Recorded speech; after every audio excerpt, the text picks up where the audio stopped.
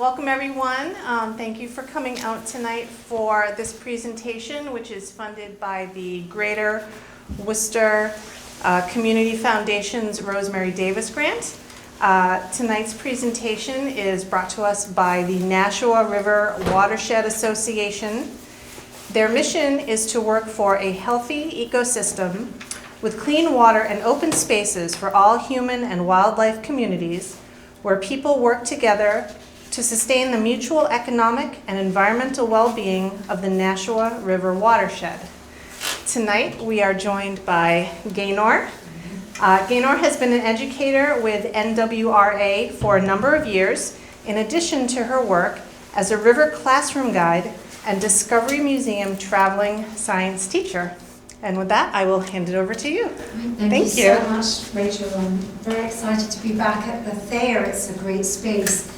So tonight's program, Fisher, Beaver and Bears, is all about three of the animals that can be the least popular, because there are three animals that often, in human terms, cause conflict. But I'm hoping tonight, when I've talked about them a little bit, you'll understand a little more about why they do what they do and some of the ways that we can coexist with them and avoid those conflicts or deal with those conflicts in a non-lethal way. So I'm going to start with the fisher, one of my absolute favorites. You might have heard it called a fisher cat, but they're a weasel. They're the largest weasel we have in Massachusetts. Its cousin the wolverine, more of a northern species. So the fisher is not a cat, and it doesn't fish. It doesn't catch fish. So there you go. That's what most people know about them, or think about them, that they hunt fish. But they are a woodland species. You're more likely to find them in an area that has a large covering of brush, as they like to kind of sidle their way through the brush, and they're all about hunting. They're a very, very efficient predator. And there may be one thing you know about them. Does anyone want to tell me one thing you may have heard about a fisher? They're notorious for it. Anyone know? The scream. The scream. So let's get to that. So they're a carnivore. They're one of our top carnivores. So that's the Mustelidae family of weasels. They have such a great name. Their species name is Picarnia pennanti, which sounds a lot more musical, I think. So the fisher scream. I just want you to listen to these sounds. I'm just going to crank it up a little. Make sure it's on full volume. So just check this sound out for a moment.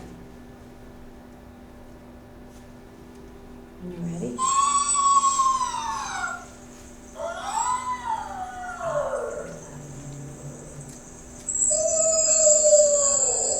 Have any of you heard anything like this? Huh. Okay. About that one.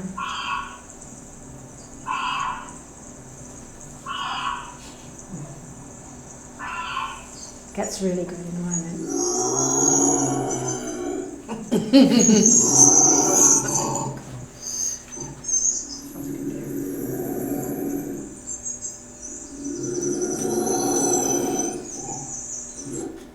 So, not one of those is a fisher, because fisher don't scream. But anyone who hears those noises always brings the fisher. So wildlife biologists who exclusively study fisher have said they have never heard them make any of those sounds. What you heard there were bobcat having a disagreement and red fox. And you're going to hear a lot of that barking call this time of year, that ha, ha kind of sound that you hear in the woods. That's the red fox, and they're really vocal right now because they're trying to attract a mate. This is mating season. It's kind of coming to the end of coyote mating season. They're denning now. So sometimes you might notice more coyote around. They might be a little bolder than you expect. And what the coyote are doing right now is just they're trying to make you stay away. So if you do encounter a coyote right now, please do back off, because this is the time when they're going to be at their most defensive, if you like. So fisher, not a cat, don't eat fish, and they don't scream. So what do they do? Oh, there's that fox scream again. What do? Well, they hunt. And they love this kind of brushy, interfering with the microphone then, right?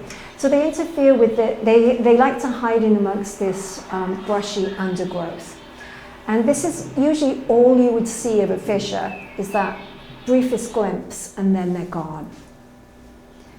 And you saw how beautifully they camouflage with their surroundings. So their fur is designed to replicate those shadows. It's a short fur, very slick, very close to the body, and they're very lightweight. That's a pretty good size, probably a female.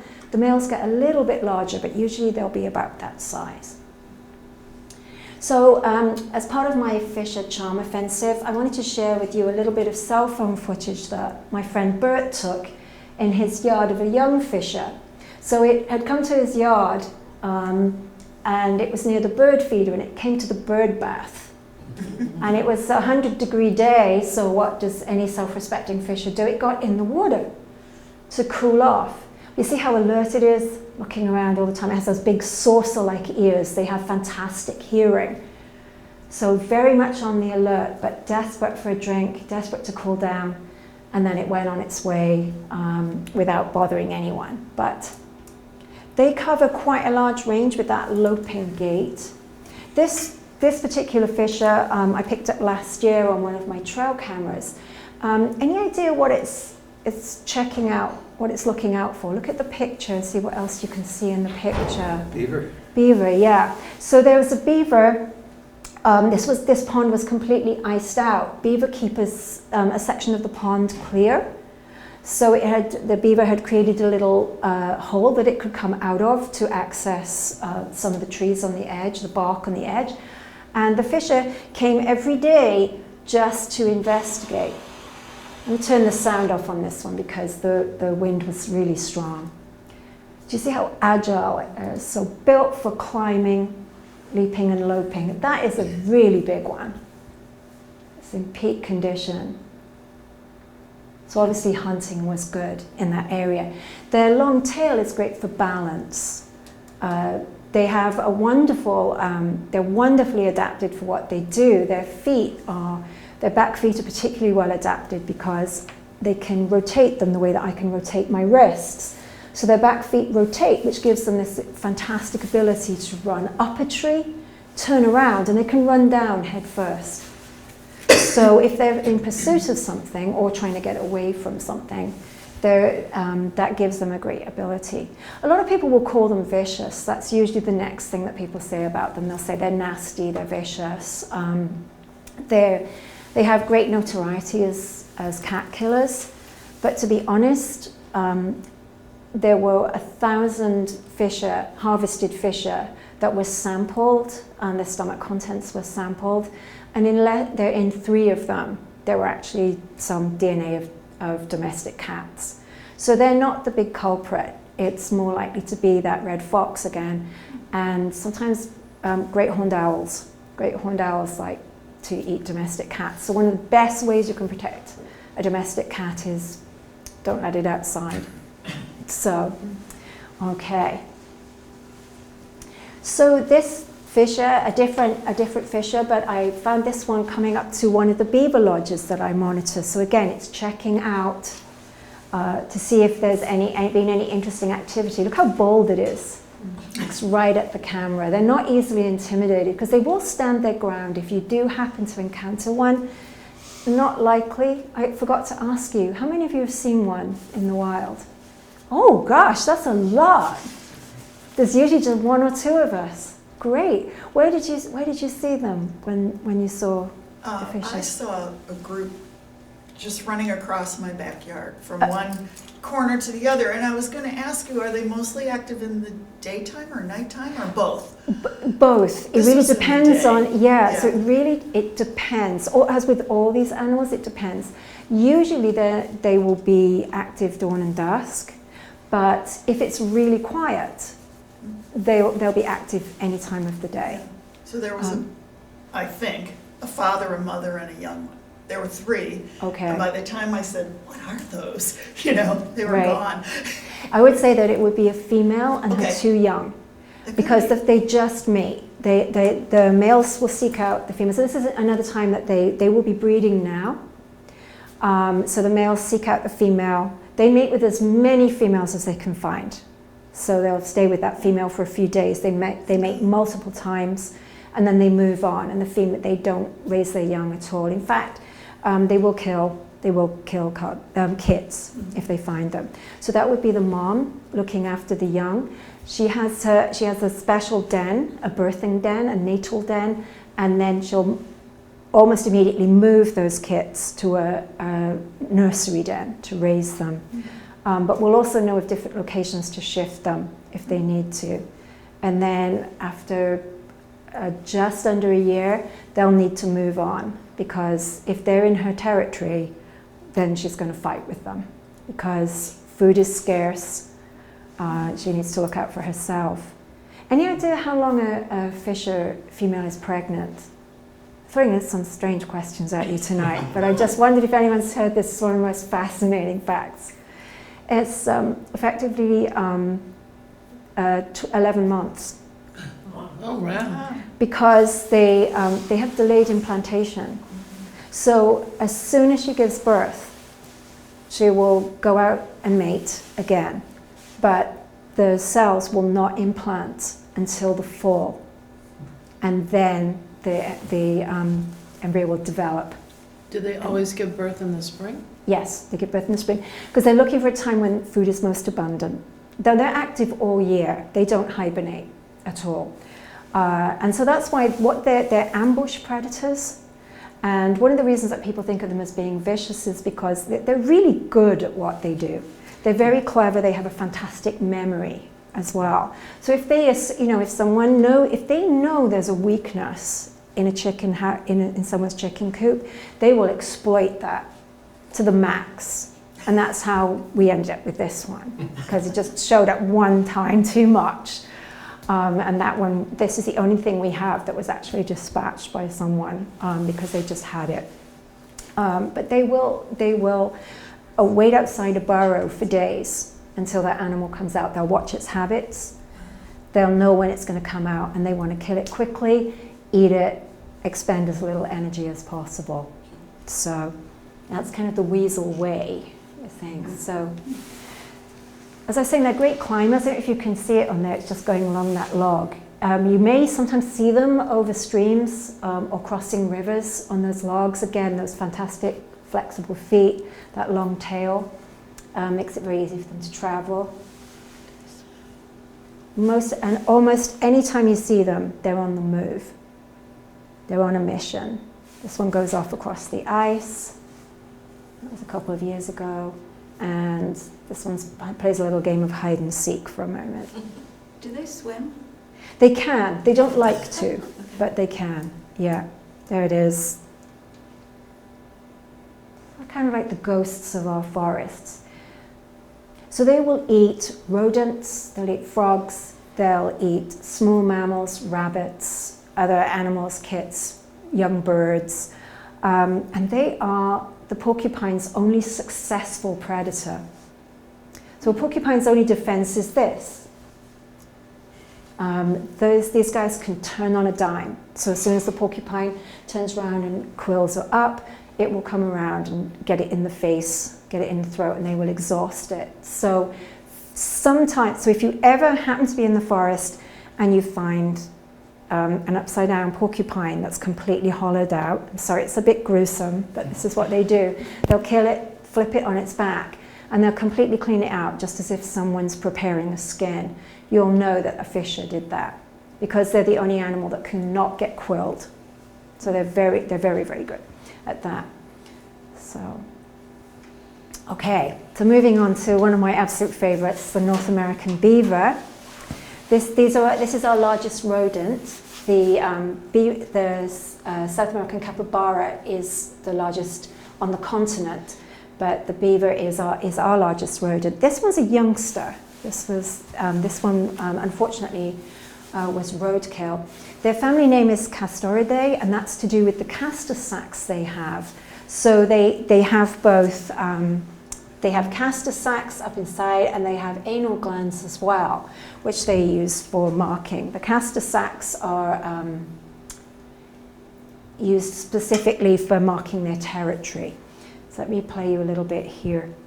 And this is what we know them for. Let me actually have some sound of this.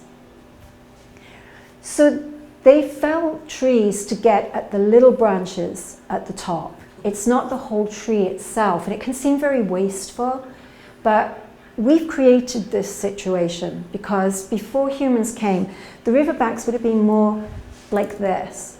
There'd be a lot of brush and things there. But we cleared the land for agriculture, and then forests came in, took over afterwards. And so they have to harvest these trees to get their building materials at the top.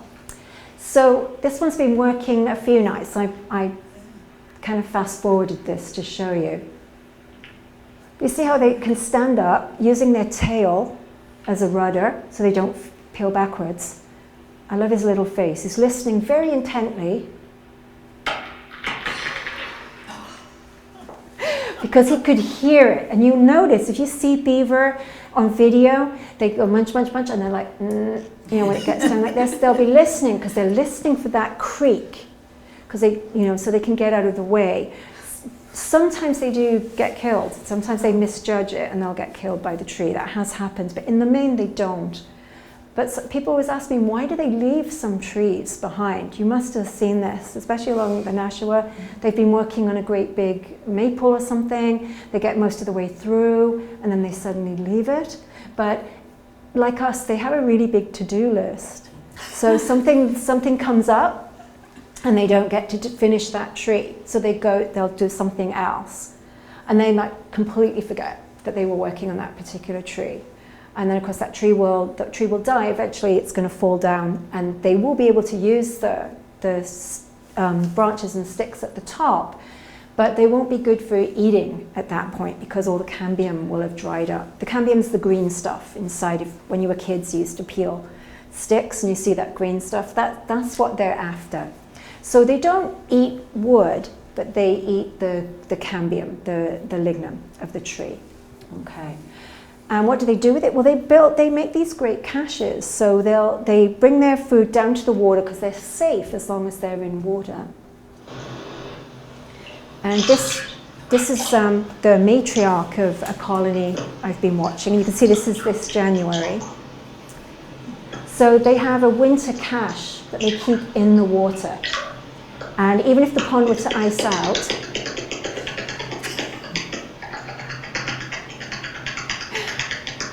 love it. All right, let's put the volume down a little bit. I'll take that off for a moment. So they will use that cache all through the winter. And they're very clever at how they build that cache. Their favorite food goes in the pile first. And then they'll get other branches and they'll put that on top. So their favorite food goes down into the water a little bit. Then they'll go get some more. And then finally they'll top it off with something like the evergreens that they'll only eat if they really have to. So then they'll pile that down. That will be on the top and that will get frozen into the ice, but everything else will be under the ice. So even if the pond freezes out completely, they can still get under there and get enough to eat. So it's very clever. And then of course, once they've finished eating, they're going to build with it. So they waste nothing. So I often hear people people will say to me, I love them, but they're so destructive. But they're constructive. It's just, to us, it's hard to watch a beautiful maple or a venerable oak come down. But really, like anyone, they'd rather an easy job. They love willows. They prefer willows, the red twig dogwoods, some of the alders. They'd rather feast on those because they will coppice themselves and they'll keep growing back. So they always have a nice twig-sized food supply, nice and tender. So the function of the dam is actually to gather food for the winter. So the function of the den is to the lodges where they live over the winter and to have their young and be safe. But this is called a cache. This part is a cache. And they can be huge. So some beavers are bank beavers. So you might be paddling on the Nashua or the Squannacook And you think, that's weird, there's a big pile of sticks there. Why would that be there? Because the beaver's in the bank, under the water, and then they've put their cache just outside because they don't want to have to go far. They don't hibernate. That coat is beautiful, and I hope, I'm not going to talk the whole hour, I promise, but I'd like to give you a chance to come up and feel some of these, because this pelt is extraordinary. It's so thick. It has long guard hairs on the outside, and that sheds the water. And they spend, and then underneath is a very, very thick down, almost like felted wool. And so that is like having a down jacket and a rain slicker on top, and it keeps them very warm. But they have to spend inordinate amounts of time grooming themselves and their partner and their kits. So what they do is they use some of the fluids they secrete, the oils, and they rub it through their hair like conditioner. And they have to do that because they have to waterproof their fur. Because if they do get cold and they get pneumonia, they'll die. So grooming for them it's not about vanity, it's about survival. So, but they live in very tight family groups. In the late spring, around about May, they'll be having their kits, and they can have between 3 and 5, often 2, but I have seen as many as 3 and 5. And this is one of the families, the same family. And the young will stay with their parents for 2 years because they have to learn all of those skills: felling trees, building dams to flood the area so that they don't have to leave the water, or leave the water as little as possible, and building a lodge. This is how they talk to each other.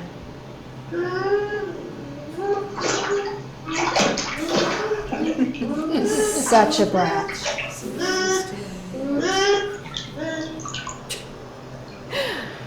Poor mom. So these parents are very indulgent of these 2 kits that are there right now. As you can see, they're about the size of this one that I have on the table. So those kits really would be able to start harvesting their own food now. They just don't want to because it's right there. But they will do that. But they do take part in maintaining the lodge, and they are taking part in maintaining the dams as well. So as you can see, even as late as December, or as late as last week, in fact, Monty was up there. Let me turn the volume down a bit. Monty was up there building. So you can see they take the sizable branches, they cut them into smaller pieces so they can carry them. They have 2 sets of lips, that outer lips and lips behind their teeth. So they can swim with a branch in their mouth, but they can close their lips behind it. Otherwise, if you can imagine swimming along with your mouth open, you'd be gagging on the water, but they can do that. So they can bring it back to their lodge, and they're building it. These guys are building an extension, which is what makes me think there were some more kits on the way. So they've upped this by at least 2 more feet since December. They're very active. But it's not just about building the sticks. They dredge the mud, and they do a few things with the mud.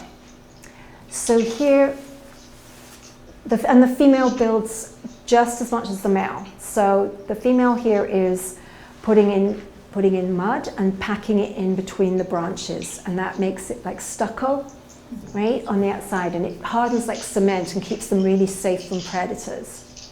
Get pretty messy doing that. They also dredge canals because they want to make sure that if that pond freezes, they can still get to their cache. So they'll bulldoze their way along the bottom of the pond or river or inlet stream into the river. They'll bulldoze a path, and sometimes you'll think, what on earth did that? You'll see these little walls on the side, and that's the beavers doing that so that they always have access, even if the water level drops. Okay, and this was back in the autumn, in the fall, where Monty was just adding a few improvements to the dam that he'd built.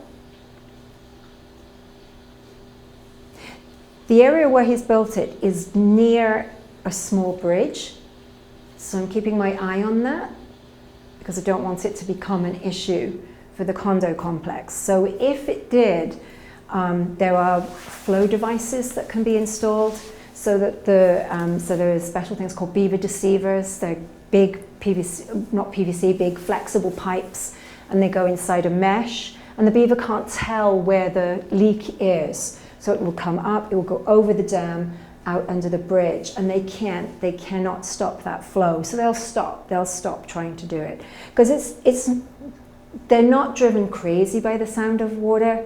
That's been debunked now, but the sound of flowing water is a trigger for them to build, but they can coexist. So for instance, with all that snow melt, the water is pouring over their dams right now, and they're not out there frantically trying to build it because they know that it's going to stop and it will level out again.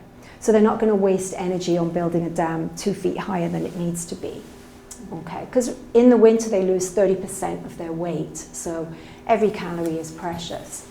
But this is Monty building with rocks. So he's dredging up some pretty big rocks from the bottom of the stream and adding them here. So again, they can hold them in their front paws. So their front paws, actually let me hold up the fake feet. Their back feet are webbed for swimming. So they'll flap these as they're swimming. But their front paws, not unlike the human hand, but they don't have an opposable thumb. So when they pick something up, it's more like this. And they use, so they have it like this under their chin. Sorry, I'm probably doing terrible things to your microphone. Sorry about that. So here they're incorporating the rocks into it because they're available and it's going to make that dam really strong. And they also will pack some mud into that as well. So, and one of the last structures they build, and you'll notice a lot this time of year, this is the beaver scent mound. Perhaps you've seen them on the sides of ponds, streams, definitely dogs the river. like to eat them. Yes, because they have an irresistible smell, that castor smell, which interestingly enough is, the castor itself is, castorium is highly processed urine. So it has all these wonderful odors in it.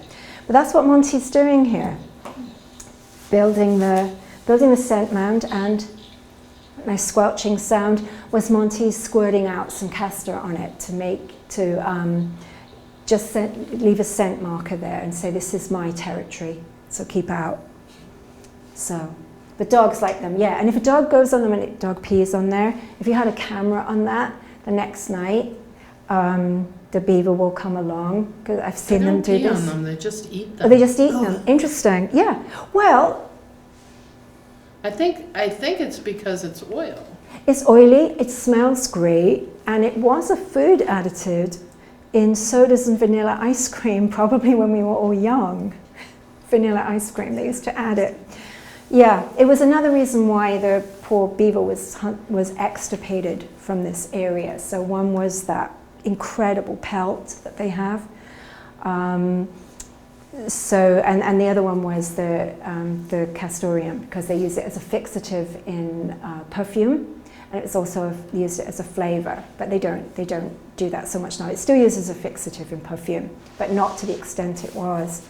Just a very depressing statistic is that between the 1780s and the 1880s, 4 million pelts went through Boston. So that's just one big shipping port. In 100 years, there were logs, when someone totaled it all up, there were over 4 million pelts. So although we're seeing beavers they're not really making a comeback. They're here, but they're nowhere near at the levels that they would have been pre-Europeans. So, all right, and I just put this in because it's fun. It's the kits. They're just having a little bit of sibling rivalry. It's just this wrestling. It's bonding and it's fun, and it builds up some strength. But they might need to fight for their territory, because next year it'll be time for them to move on. They're going to have to leave and find their own. But I just always like watching them wrestle like puppies. Okay. And black bear. So I have the least amount of film of black bear because they're very elusive. We do get them in our gardens. That's the time that I've encountered the black bear. They are the order Carnivora. They're an omnivore though, so they do eat meat. Their diet is largely insect, grubs, roots, fruits, things like that. But in a few weeks, or a few months I should say, they're going to be the biggest predator of fawns. So I know that may make people dislike black bears, but that is something that they do. They have a fantastic sense of smell. A fawn's only defense is to stay still. So black bears are so hungry when they come out of hibernation. They really are desperate to pack on the pounds, and unfortunately that little fawn is going to be a high protein meal for them. So this is the sum of what I have of anything vaguely interesting of the black bear. So it's just coming through the territory and then very obligingly rubs itself on a tree off camera, not on that one. But that's the way it goes, no matter how I angle them. I often miss some of the good action. But bears do love to rub on trees. And there's a school of thought now, there are some university studies going on about why they're selecting particular trees. One of the reasons they're looking into is it some kind of insect repellent? Because like us, they're martyrs to biting insects and ticks. So they particularly seem to like our eastern cedar and some of our evergreens. So I'm ashamed to say I cannot, off the top of my head, remember the particular university, but they did a study where they took some resins and they spread them on a plate, and then they put ticks on the plate, and the ticks just scattered to get away from the resin. So it's possible bears know something that we don't know. But sometimes they'll do that because they're scent marking. Bears are all about scent marking.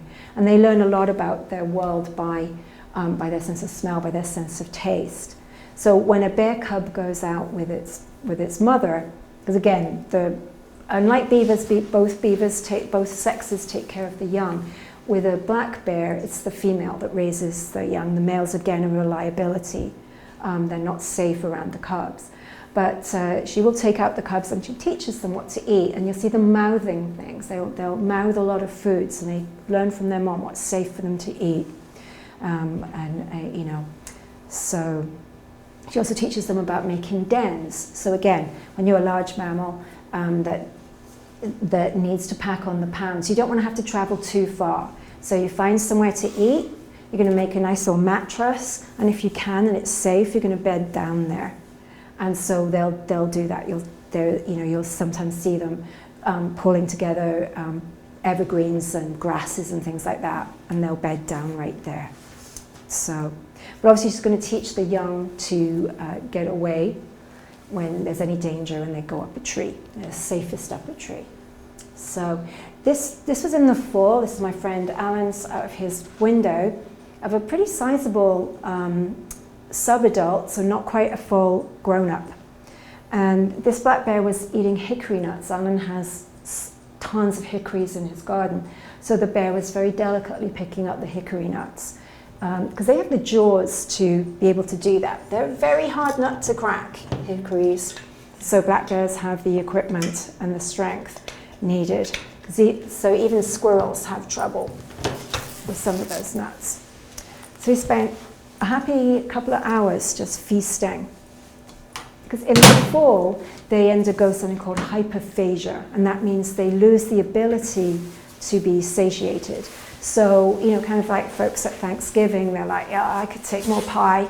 The bear it lives in that post-Thanksgiving mood for months and months, because from August to the time they hibernate, they need to eat as much as possible. That's when a lot of conflicts happen. That's when you're likely to find them in your veg garden, in your orchard, raiding your compost, definitely trying to get into the chicken house, not after the chickens, but that high protein chicken feed. They love it. I don't know if you have any interest in watching live feeds. this is a fantastic one. This is not my footage, I wish it was. But there is a live camera. If when you go home tonight, you Google Pennsylvania under the porch, there's a mom, and you gotta love the owners of this house, because they've not only left the mom, the pregnant female there, the sow, there, but she's had 2 cubs. So she would have birthed these back in January, and now they're starting to get really active. She's still on the edge of hibernation, but the cubs don't care. They have no sympathy with this, because they really just want some mom time. So bears don't undergo they undergo a different type of hibernation. So they don't go into that deep coma that that an animal like a groundhog or a chipmunk will go into. They shut their metabolism down, but their heart rate, their body temperature goes down to about 88 degrees Fahrenheit, not to the temperatures just above freezing like chipmunks, for instance, because they still need to be able to defend themselves if they have to. And the female needs to birth those young, and she needs to be able to nurse those young. But they will not eat, they will not urinate or defecate during that whole winter period. In fact, their intestines have a big plug in them called a bear plug. It's their last meal, and it solidifies, and it's just plugging up their intestines, and their urine is constantly recycled. We would die if we tried to do that, because the ammonia in the urea would kill us. But bears have developed a special system that they can do that. They can recycle the urine.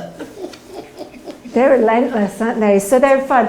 The best time to watch them, you see this is 9:12 a.m. That seems to be when they're up. So if you go home tonight, they'll probably be asleep. But you see, she doesn't have to worry about them going out right now, because you can see how wobbly they are. They stand up, but they couldn't really go anywhere. They'd be very vulnerable. So although she's very sluggish, if you tried to tamper with those animals, she'd come to life pretty quickly. She'd be stiff, but she's very, very soon she'll wake up and she'll take them out. They think any day now she's gonna go out. So how do they get rid of the waste once they wake up fully? I'm glad you asked that. So what they're going to wake up, they are going to be so thirsty. So the number one thing is they need to drink. So they're going to go and drink as much as they can over the next couple of days. And then they're going to look for high roughage foods, because they need to hydrate and they need to eat as much roughage. Then they're going to expel that bear plug. I've never actually found one, so if you ever do and you find my email on the NRWA website, I'd love to come and take that. What would it look like? It looks like a great, huge piece of compacted poop. Yeah, but it would be the sheer size of it would tip you off that it's Would it smell really bad? I can't answer that because I have no lived experience of that, but... 'Cause my dog got into something that was really gross. Yeah, bear poop generally tends to be pretty gross because it's often full of insects. Yeah, it's full of insects and berries. Another way that bears cause conflicts with, let me just check the time, sorry. Another way that bears cause conflicts with humans is they raid beehives, but they're not coming for the honey. They'll eat the honey, it's great, but they're after the grubs. So after the young bees, so they just want to rake it open. And so in the spring, they spend a lot of time ripping open trees, eating grubs, eating ants, eating termites, things like that. They like carrion, because if it's putrefied and it's full of maggots, they're just going to slurp those maggots right up. I know, to us it's foul, right? But to them it's a protein. It's lots of easy protein that they can have. It's very nutritious. So, all right, so that is my last one. So a bear's foot is really designed for covering distance. Sometimes people say, how will I know if it's a bear track? I'm like, you'll know, it's pretty big, right? So this is an adult, although if it's a young bear, it's going to be harder. That's a cub. But their feet are very padded, because they're going to cover long distances in a circuit for food. So females and their cubs, they have a much smaller circuit that they go in, because she's going to need to be near places that she knows there'll be food, near places where she can den. But males have about a 10-mile range. They can go much further, but they tend to have this circuit that they do. And they have very long claws. They actually have some claws here that you're welcome to come and pick up in a moment. And their claws, they're not really used for attacking anything. It would be defensive, but mainly, again, for ripping something open and getting those grubs.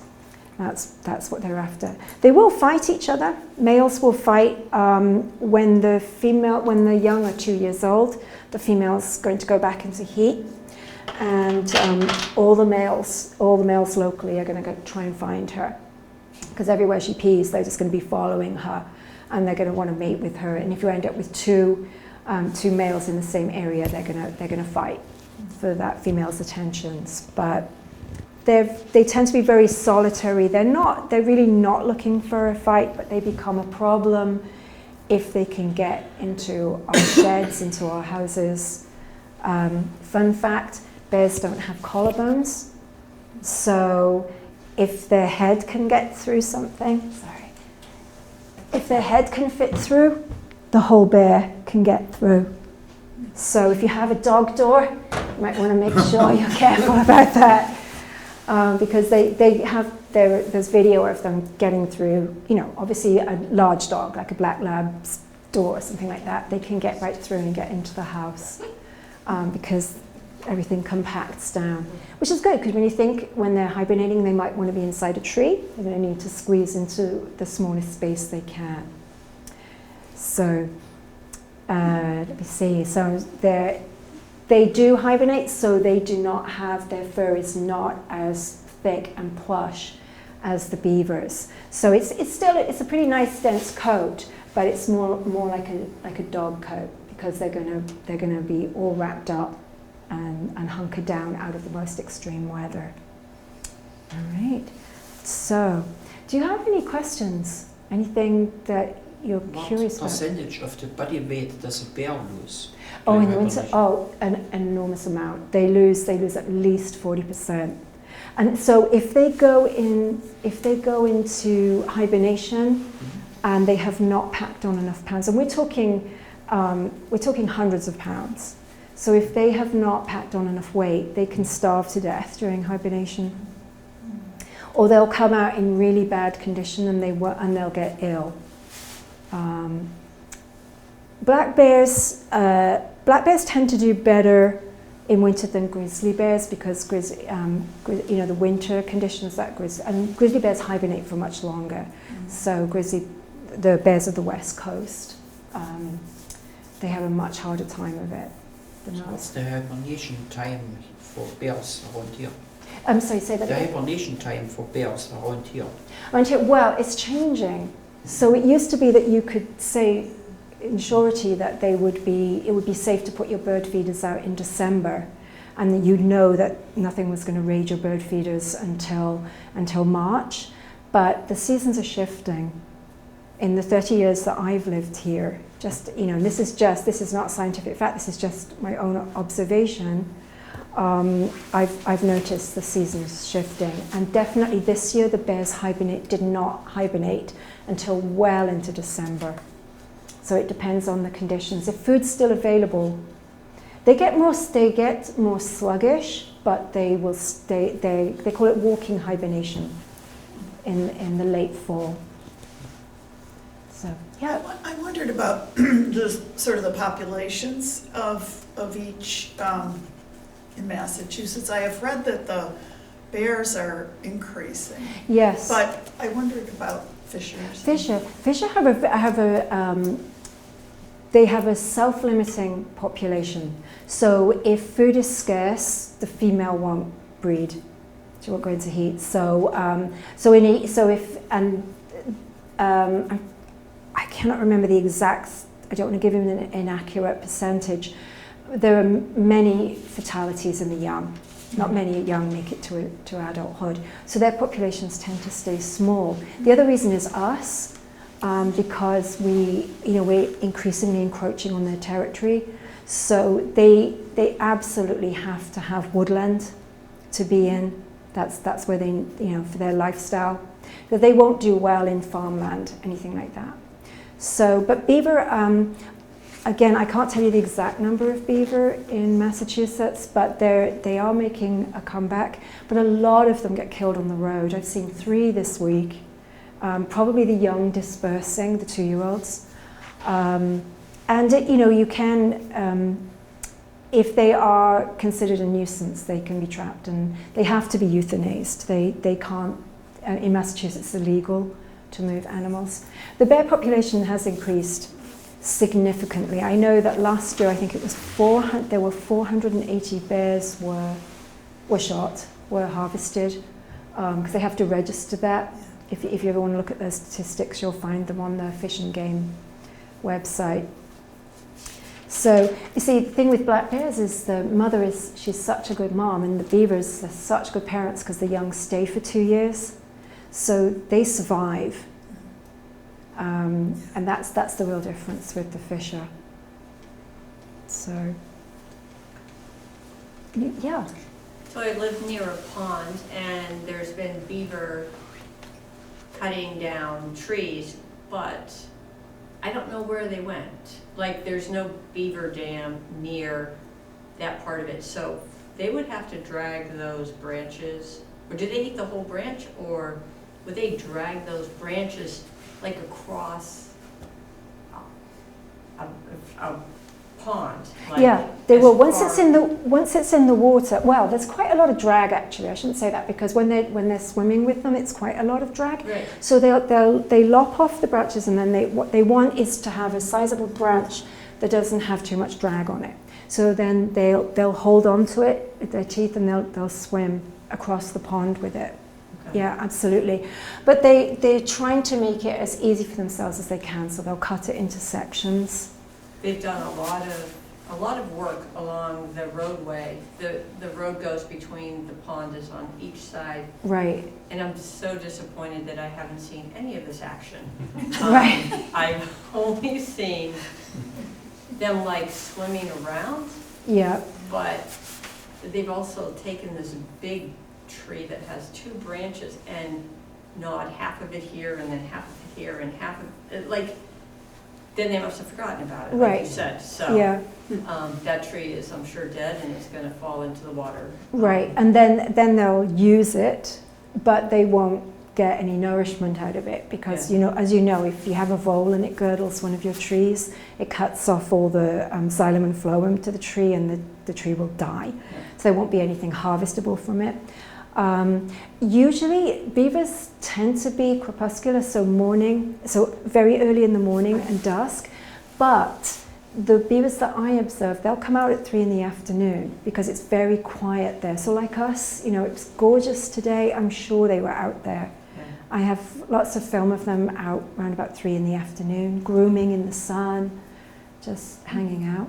I would walk there at 6:30 in the morning and not see anything, and then today I was there and nothing, but I'll keep looking. Yeah. But I've seen And the so- damage. Yeah, and they can, they have terrible eyesight. That's something I should have told you about this. So we should think about the eyesight. So fantastic eyesight, because it's a predator, eyes on the front.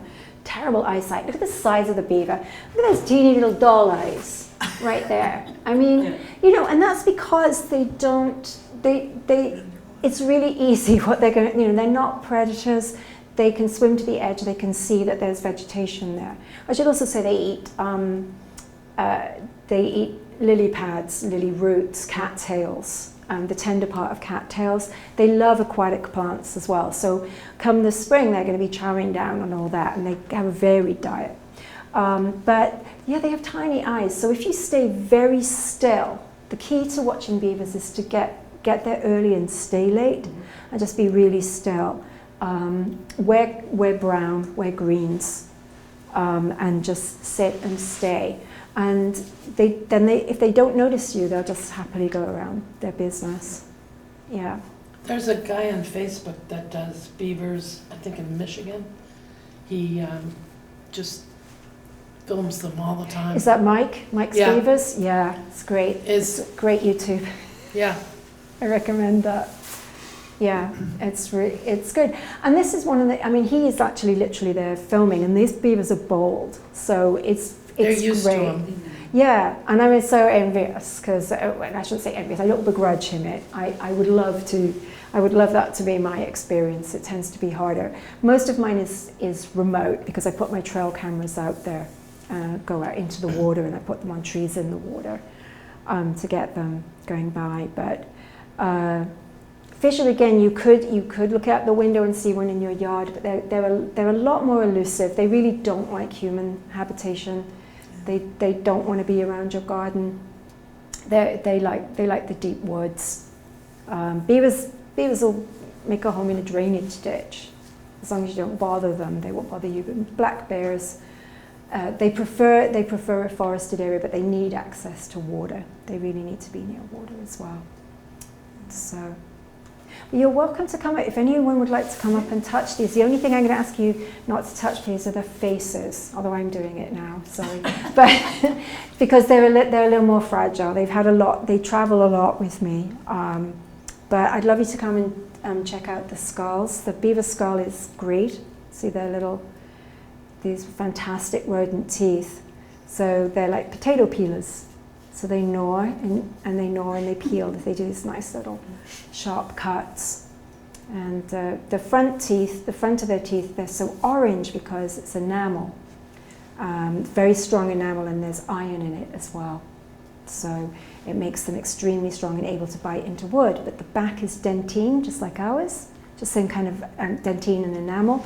So the back wears down, the front is nice and pointed, and so it keeps a nice chisel tip, like this. And they keep growing. You've probably heard this, like with all rodents, they have to gnaw. If they don't, they would actually grow up into their mouth and disable them. So, whereas a black bear has a carnivore, an omnivore's mouth. Whoops. So it has the tearing teeth at the front, and then molars for grinding up and crushing. So. Do they get cavities? Yeah, actually, they do. So some black bears have developed a really bad habit because, like us, they have, well, like me, they have a sweet tooth, or they can have a sweet tooth. So if they find that there's birch bark or maple, especially maple this time, when they wake up, and they'll peel some of the bark and then they lap the sap, they'll keep going and they get it, and you know if there's a black bear that's doing that because their teeth are rotted out. Yeah. So only if they eat sugar-rich stuff. Yeah. Yeah. So, absolutely. I mean, I can keep talking, but I want yeah. I have one question. What is the age range for most of them? How long do Oh, they right. live? These Yeah. So fish are about 12 years in the wild. So I'm going to give you all in the wild. So about 12 years. Between 12 and 20 for a beaver, and they never stop growing. So, you know, if there was a beaver and it was about 70 pounds, that would be a venerable beaver. But as they get older and they get slower, then they're more likely to get taken out by a fisher or a bobcat or coyote. Once they're on land, they're very ungainly, so they fall prey. And black bears, I cannot remember, so I'm going to look that up and I'll give you an answer before I leave. I've totally forgotten how old they can be. Let's see. So, any other questions? Do you want to come and have a look at these? You're welcome to if you want to come and see these, or if you have stories. Someone was telling me a great story the other day about coming home and finding a bear in their swimming pool. It was in the summer. So